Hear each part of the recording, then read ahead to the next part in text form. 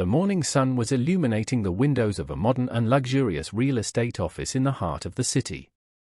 The owner of the office, Mr. Ali, was reviewing new files on his desk while sipping his morning coffee.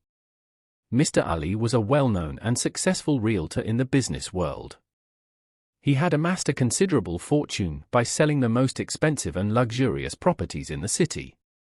Just then, the office door opened, and two men walked in. The men were flashy but had a tough look about them.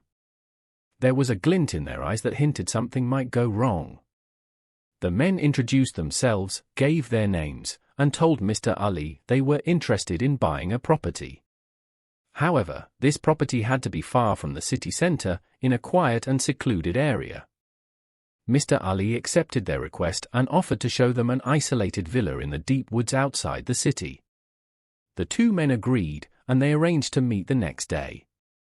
The following morning, Mr. Ali pulled up in his luxury car in front of the office to pick up the men. The three of them set off towards the forest. The men were quite silent during the ride.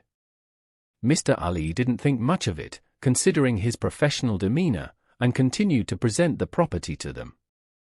Finally, when they reached the woods, the men moved behind Mr. Ali and subdued him. Before he knew what was happening, Mr. Ali found himself with his hands and feet tied.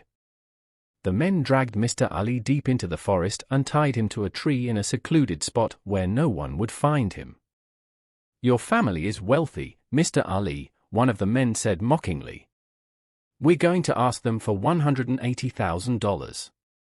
If we get the money, we'll let you go, otherwise, we'll leave you here." Mr. Ali was terrified. Realizing the seriousness of the situation, he provided the necessary information for the men to contact his family. The men contacted Mr. Ali's family and conveyed their ransom demand. The family informed the police and said they would gather the money. A few hours later, they met at a delivery point deep in the forest. The men said they would release Mr. Ali as soon as they received the money. But just as they were about to take the money, the police surrounded them.